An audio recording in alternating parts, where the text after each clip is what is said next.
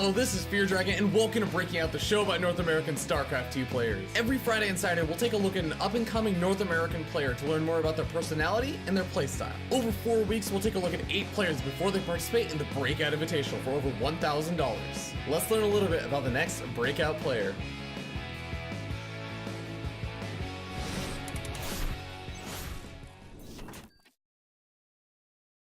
Hi, my name is Adam Kasparov. I'm 19 years old and I'm a Protons player for Team Gravity. I'm a student currently at Rio Hondo College. There's not much more else going on with me right now besides school.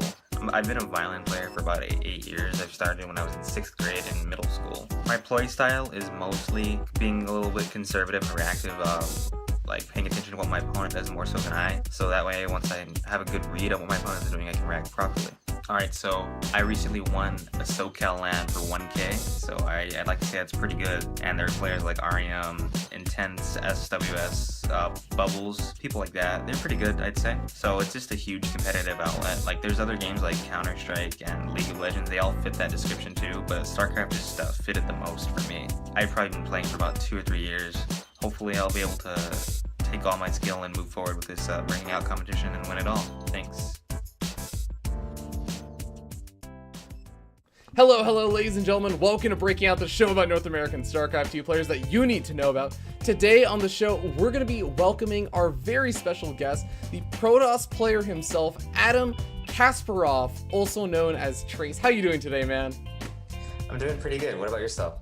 I'm not doing too bad. It's good to see you in 16:9 video frames as opposed to your application video, which was like 1:27. Yeah, I just got this webcam just for the occasion. All right, awesome. Well, don't worry. I know that you're gonna win the Breakout Invitational, right? You're gonna win the tournament, so it's gonna pay for itself, right? Oh, definitely, yeah. Exactly. I wouldn't be wasting this money for nothing. There's something that you mentioned. You said that you were in school, but I don't think you mentioned what you were studying or anything. What you kind of want to do. As for the future, I'm a little bit unclear right now, but I've been taking some general ed classes. Like I'm finishing up some math, stuff like that right now. So it's nothing too like challenging or anything. Obviously, school, something that takes up time. StarCraft, something that also requires a good bit of time. Do you feel like you have a lot of trouble balancing that? With the way my school schedule is, StarCraft is not really a problem at all, actually.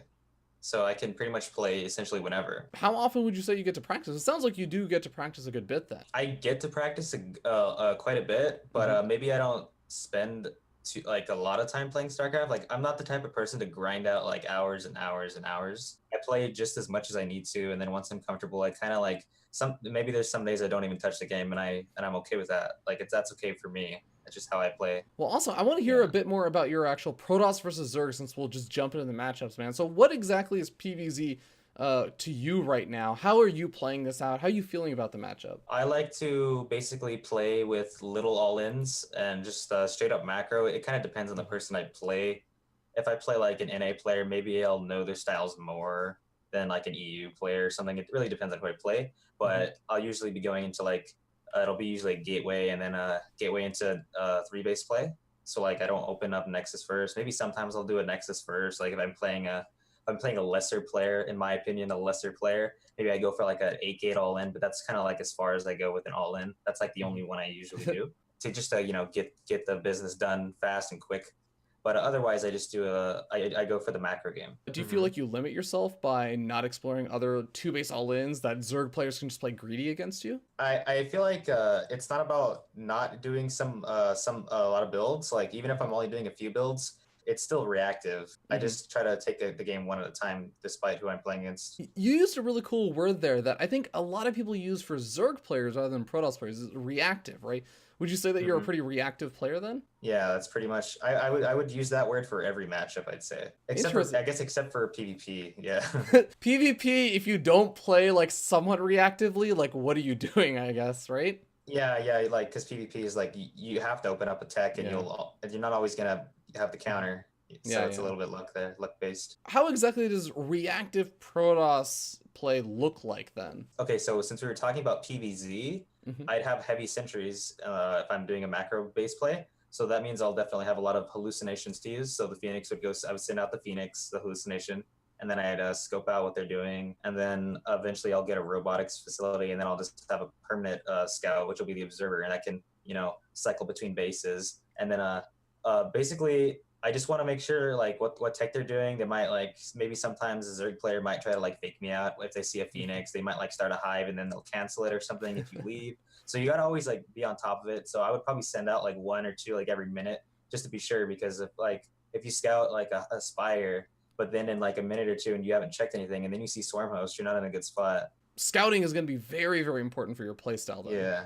In PvZ, if you had to describe yourself as having 1 strength and 1 weakness in the matchup, what would those 2 things be? 1 weakness probably is like defending Mutalisks. I guess that's probably a big one for almost every player, and I guess maybe swarm host too, but I guess that's the same thing as well. Strength would be like reaction time. I watch a lot of streams, and I like to look at the small things they do rather than like the big things they do. The small things would be like if they see something on the mini map, like how long does it take them to notice or something, or like if it's like 1 scouting ling, or maybe it's like 10 lings like going around the side or something. Like I just want to see what they do. Most players, when they play and they see something on the mini map, or they see like a base on the mini map, they don't actually like click on the mini map to look and see. But I guess this is an old habit of mine. I always like click directly on it and I see it, and I have a pretty fast reaction. So let's say I'm moving out, and then I send out a Phoenix to the left side of the map, and then I see like a ling or something. I don't know. I always like have the tendency to just like click on it just to see what it is. Like it could be a probe or something, or it could be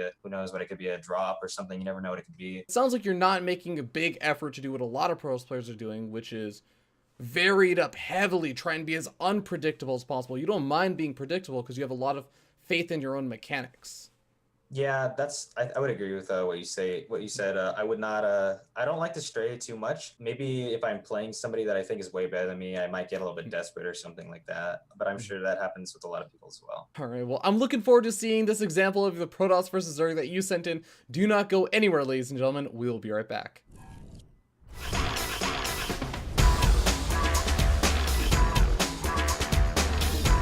It's game time! Protoss versus Zerg. Welcome everyone to the Protoss versus Zerg. Today I am joined here by a very special guest. It is going to be Droopy Town, USA. How you doing today, man? Yo, man. Thanks for having me here, Fear Dragon. A pleasure to be casting with you here on your Breaking Out. Awesome show, and this has been a dream come true. Oh my god, you're my dream come true. But we're going to talk about that after the cast, as we go ahead and jump in and introduce the players. As we spot up here in the top right-hand corner of the map, Catalina is going to be the red Zerg player. I think formerly on Root. I'm not sure if he still is, but regardless, a very strong Zerg player. Vibe.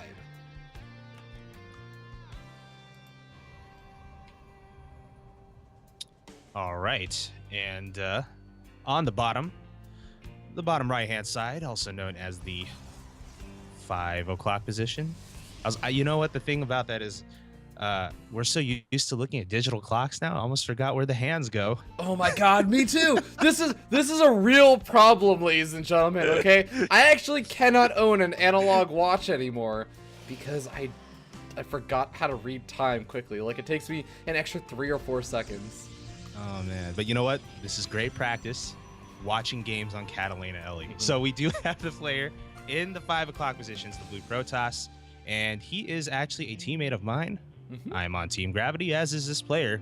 Ladies and gentlemen, we do have here Trace. Oh my god, that's such a coincidence. Could that have been intentional? Oh my god, that you guys are both on the same team? This is creepy, man. This is weird. I don't think it was intentional. No, probably not. No. All right. Well, regardless, we are going to be having the hatch first out of 5, which is, in most situations, totally fine. There's some Protoss players like me that like to go Forge first, just to mess with Zerg players, just to keep them on their toes. But I think that Vibe should be feeling pretty good about this, especially with the gateway opening. Yeah, I mean, Forge first, of course, does give the potential as Protoss to, maybe cannon a natural or something along those lines. But the other thing, too, is that if you do go Gateway Expand, you're going to get your tech a lot faster, which is why we already see Trace going right into the Cybernetics core. Yeah, good general rule that I found is that any attacks or big pushes or let's just be honest, all-ins that a Protoss player could decide to do generally tend to come about 2 minutes early if you go for the Gateway expand versus the Forge expand, so kind of nice for Trace to have that going for him, but we'll see. He is going to be expanding, and, you know, he has said, you know, he prefers that sort of macro-oriented style a little bit more, so not expecting anything too crazy out of him.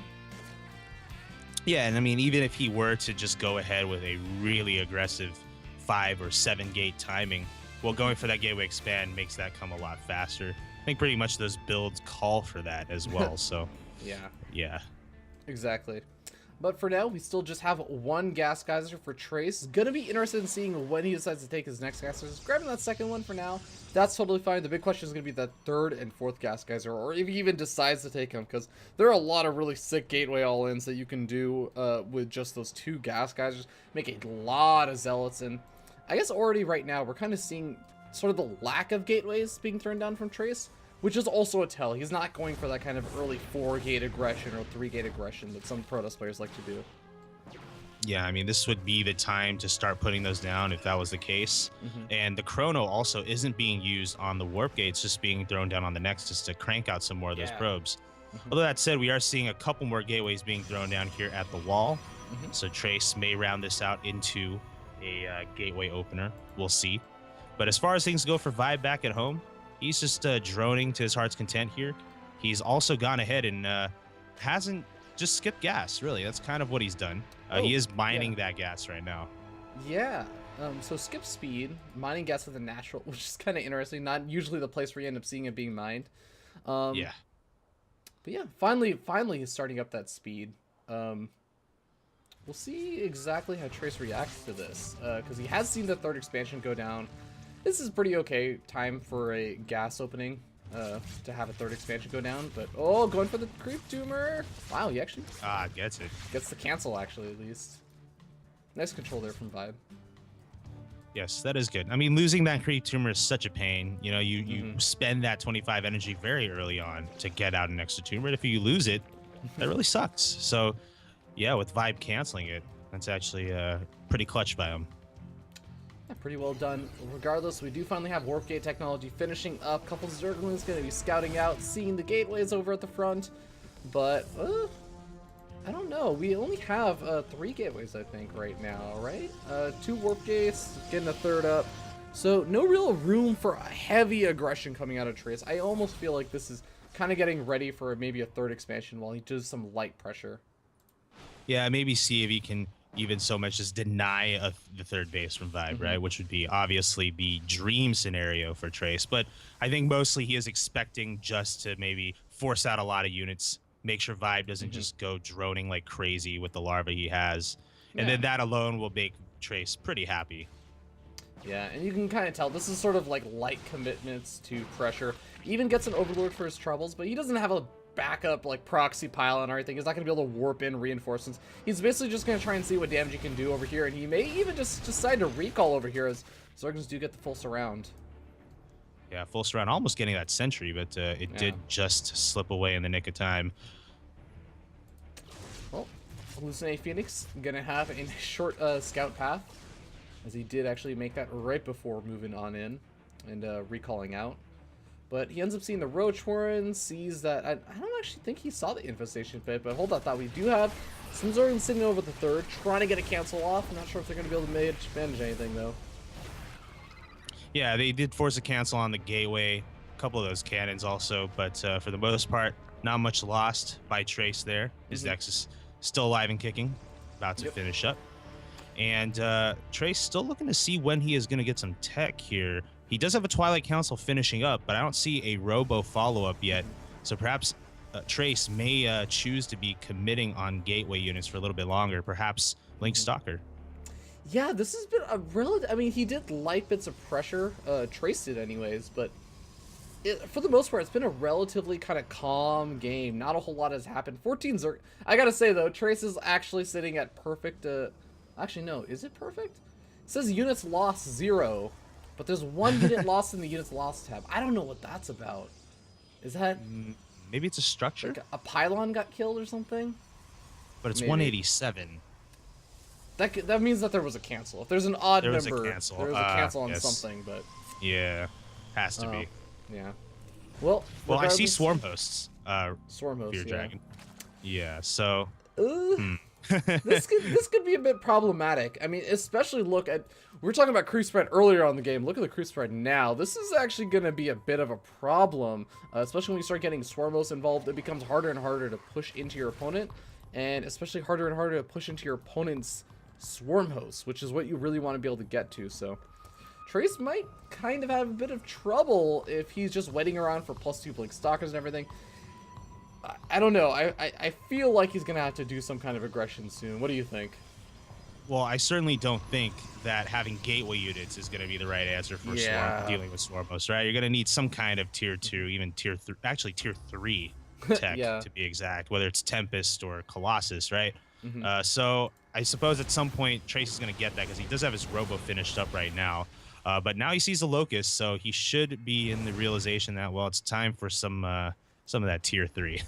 Yeah, he does have a Temple Archives finished up and is researching Storm right now. That's going to be helpful. And, you know, I could kind of see this. There's some ways that you can actually make this work as a Protoss player. If you have 2 or 3 Storms available, you kill off the Locust Waves much quicker than you normally would. And you're able to kind of push on in and try and get on top of the Stormos. But it does really require you to be very on point. You have to be very, very quick about it. Because if the Swarmos count gets just a little bit too high, if they get the Roaches to back them up, you don't really have that opportunity anymore. Alright, well, Robotics Bay is now finishing up, so Droopy, you're finally getting your request from Trace, but there's also some tech going down for Vibe in the form of Aspire. Yeah, I do see that here. So tricky play here from Vibe. You know, I'm making these locusts kind of perhaps force you to create all these robo units, worry more about those things, and then maybe perhaps forget about the possibility of that muta transition, catch you off guard in your bases. And looking at Trace's bases, just not really a lot of defense up, no photon cannons or anything. So he doesn't know about this yet, that's for sure. Yeah, it has a couple over at the 3rd expansion. That's pretty typical, but could be running into a bit of trouble. Tried to do a Zealot run by over the left-hand side of the map, but now dropping 4 DTs over in the natural expansion. War Prism going to go to the main base as well. We'll see how much damage he can actually manage to do with this. Oh yeah, Trace is definitely not. He's pulling out the wallet to do all these kinds of things. He's got all kinds of tech. Oh my God. Zealots facing a lot of pressure here from these spines, and those lings going to be easy for Vibe to defend. But these 4 over here in the natural, they've done quite a bit of work. They're going to see their lives expire, though, with that Overseer on the way. But this one might get away. Yeah, this one actually gets away with 3 kills. Slips away. And that was the beginning of Zeratul, but these Blink Stalkers going to also be able to get away as they blink on up into the safety of the main base. They managed to do a little bit of damage over there, but I've got to say, Vibe has been super ready for any kind of harassment. I mean, he's got the 4 spine collars inside his main base, got the Hive already finished up now. This is starting to get a bit scary as we move into the later stages of the game. Yeah, and Trace is now going to face a Ling attack over here. I was going to say my run God, by. these This Zealots. is more than just run by. Zealots are putting in major work, but now we have some Hydras in the back helping out as well. That is going to change things up. But oh, wait. Trace has his giant army coming from behind. We're going to see Vibe retreat here with the Lings and Hydras. And the Hydras will probably not be able to escape. Oh, Yeah. they will. Gonna be able to escape for now. Of course, the Swarm Host waves still coming on in. Those Swarm Hosts, they've just been idly kind of doing their thing this entire game. Haven't really been touched by Trace. Oh no, losing the Templars that's out in the front. Oh, that's painful. Yep. Force fields go down right as the Locusts die. He's just like, no, not again. Don't let my High Templars die like that again. Yeah, losing those gas-intensive units really, really stings for any kind of Protoss player, but I like what he's doing. He's throwing down the Photon Cannons kind of in a more outward position. Locust Wave's not going to be able to touch that 4th expansion. Maybe if Vibe decides to get a bit more aggressive with the location of those guys, but he's already sitting pretty close to Trace's bases. Trace's bases. Trace's bases. Sounds like it's almost like some kind of a kids show or something, like Blue's Clues or something. Oh my God, I would watch that. I would watch that show, man. If it was just like Trace giving analysis on Protoss versus Zergs and Protoss versus Terran and Protoss versus Protoss matchups, that'd be a great kids show.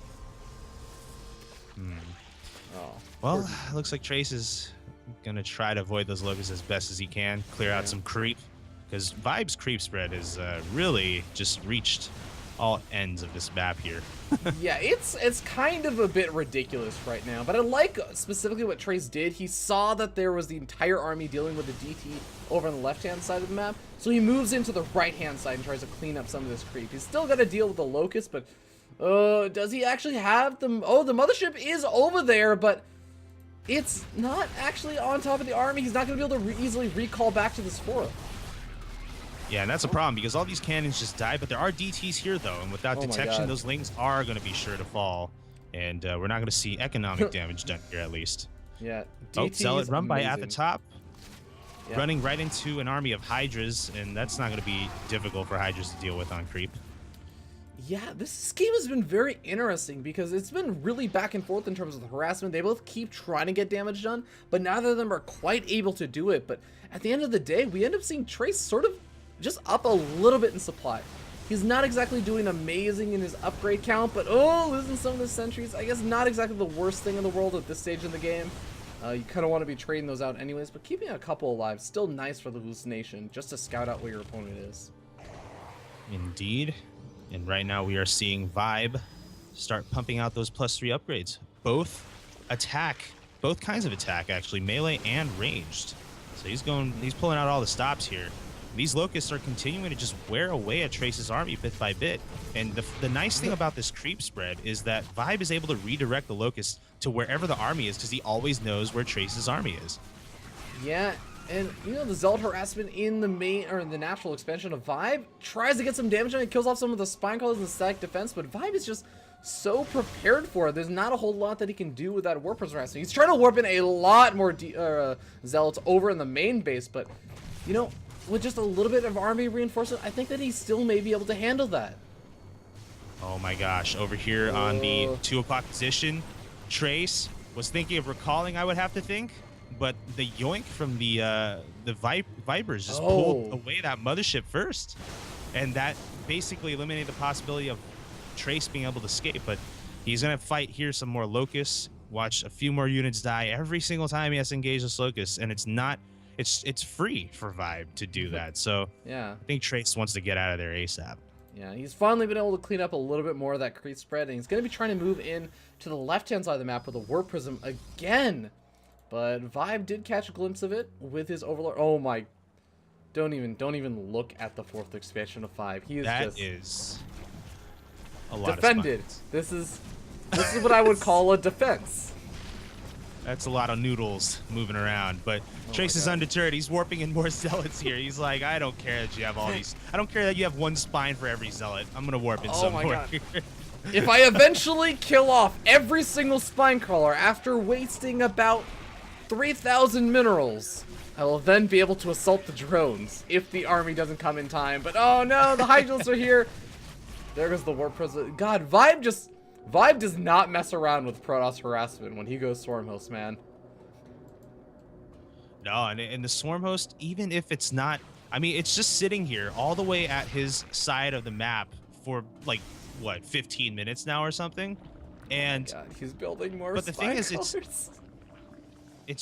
it's just really zoning out Trace here. Trace just wants so badly to find a way to, you know, walk on a creep and start attacking things, but with these locusts coming at them at every way, it's so hard for Trace to really move around without losing units. Indeed. A couple High Templars. Got to be careful about losing those High Templars, Oh. Trace!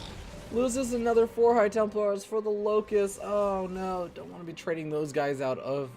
If anything in this army, those are the last things you want to be trading out.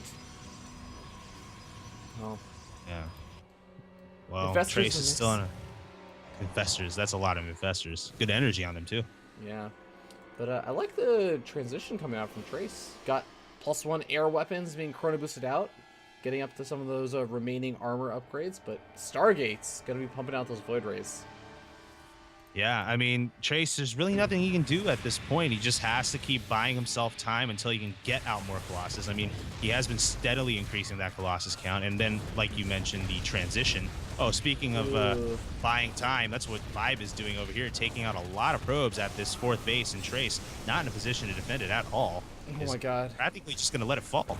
Yeah, and Trace actually is losing even more High Templars while trying to deal with that. He's lost 11 High Templars, and I'm pretty sure all of them have died to the Locust Waves. Just because he kind of had them, I don't know if he's just like miscontrolling them, if he has them on the same hotkey with the rest of his army, but it's definitely cost him quite a bit. For Prism Harassment, going back over the natural expansion of Vibe, we'll see how effective this is. There's not as many Spine Crawlers over here. Oh my god. Completely nullifying every single Colossus, all fungal too, so they can't escape the blinding cloud. And that is just horrendous here for Trace right now. He lost a lot over there, but the Colossus still managed to live, and he killed off a alive. lot of that Zerg army. Yeah, and oh wait, there's something going on over here in the natural. Yeah. A lot of Zealots going, cleaning this out, cleaning out the drones over here. But then again, there are no mineral patches anymore, so.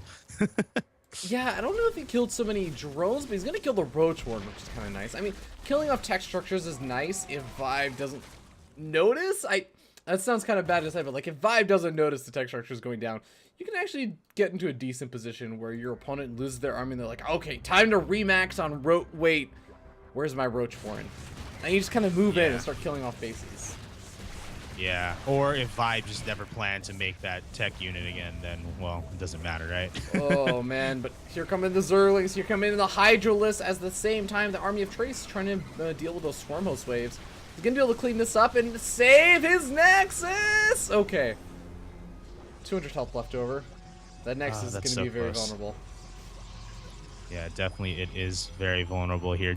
You could just literally lean on it and it would just collapse at this point. This probe's got to be careful, man. They need to electronically transfer those minerals over, because I don't know if the weight of these minerals is going to just make it tip over. Well, Trace has been steadily adding some beefier units to his army. 4 Voids. I'm sure he'd like to get out more, though. But he has quite a few Colossus still. I guess those ones that were fungled earlier didn't quite die.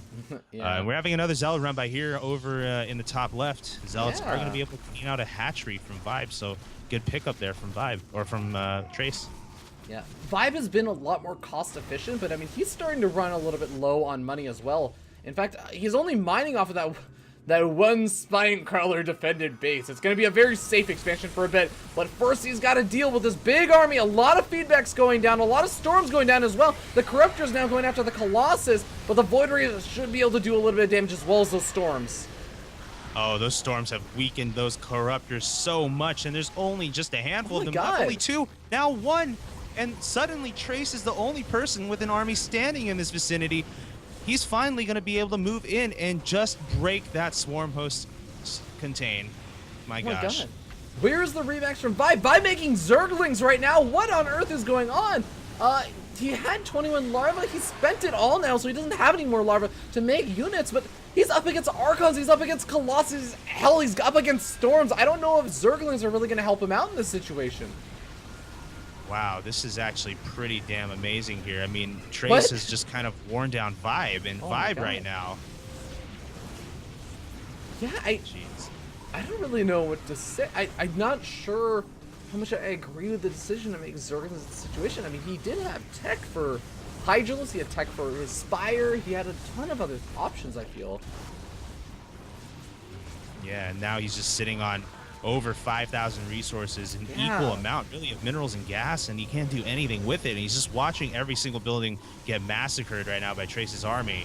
I don't see how this ends well for Vibe anymore.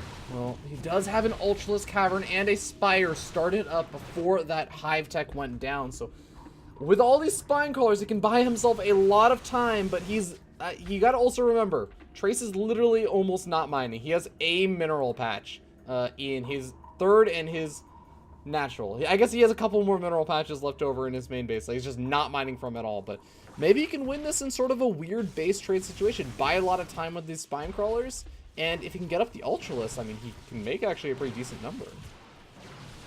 Yeah, but he would need the larva for it, though, and he only has 1 hatchery, or whatever this is going to become, a lair, like 1 lair's worth with no inject, no queen, and plus with all these Archons, these Colossus Spines, yeah. It's just a wet noodle, you know. smacking at you, whatever. Yeah, it looks like Trace gonna be able to move on in. Sport Caller takes out the mothership core, but I'm not sure if it's gonna matter. Vibe taps out, and Trace gonna be taking that game. That was a weird game, Droopy. You know, It was a I very like strange the game. patience. I love the patience on the part Yes. of Trace. Yeah, It's so tempting. Mhm.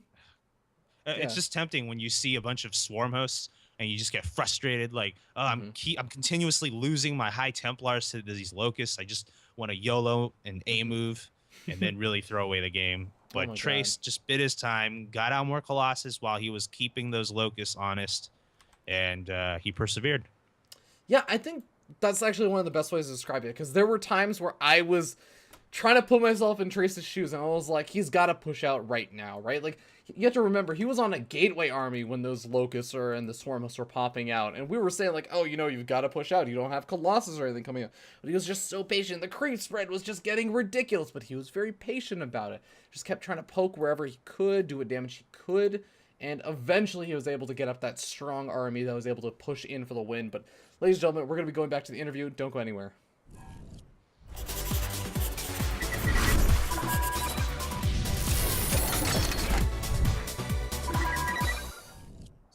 Hope you guys enjoyed that Protoss vs. Zerg. I'm back here with Trace for the analysis segment. Trace, that was a pretty awesome game. Tell me a little bit more about it. Okay, so we had basically it was a standard macro game, and the Zerg player vibe ended up going swarm hosts on Catalina. Like, pretty much you'll end up doing like a split map game, so you'll be in for longer games.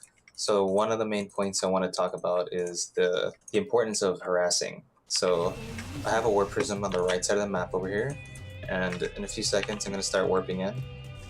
I prior to this warp prism, I had a few more, but they didn't do as major damage, so I'm not going to focus on those ones. But like eventually, if you harass, like try to get in harass enough, maybe hopefully the Zerg player will slip up in their defense or something. So right here you can see there isn't very much static defense, and I'm just going to dump a ton of zealots right here and try to like distract him while my main army down here is doing something, and that's actually doing a lot of damage to his army.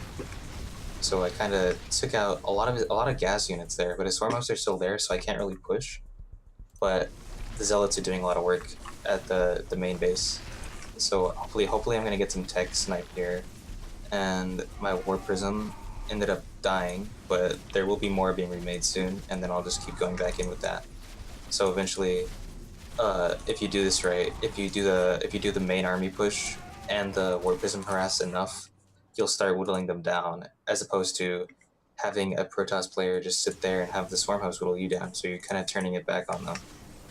You have to get the timings right, so it's kind of hard to manage. But if you can manage it, then it's really nice, and you'll have a lot of success against swarm hosts.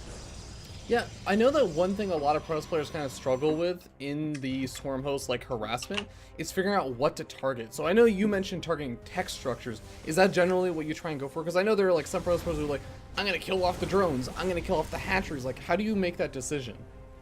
Well, for example, I have these zealots over here. Since there's nothing here, I'm obviously just going to go for the hatchery, and then after I would ideally just send them somewhere else, but he already has stuff here, so they're gonna die. But that's okay because I killed a base, and that's good. But if I end up going to a base with like no defense or something, I'll probably just go for the drones. That's the most ideal thing, unless there's like maybe there's a couple static D and some of his units are going in, so maybe I'll just suicide the zealots onto the hatchery. Depends on what I see. Yeah, that makes sense. So yeah, after I harassed him a lot, I think he lost a couple tech buildings, and I think I killed one of his spires, and he ended up remaking one of them. I ended up pushing in here, and he's kind of low on units, and I'm not sure why he doesn't have a larva or something, because he has a big bank. So I guess I just ended up winning because I killed his larva off or something. Yeah, I was surprised by this as well, because he did actually have, up until like right now, he had 21 larvae, and he made 34 zerglings. Which is really strange to me, because he had like a spire, he had an infestation pit left over, like he had a bunch of things left.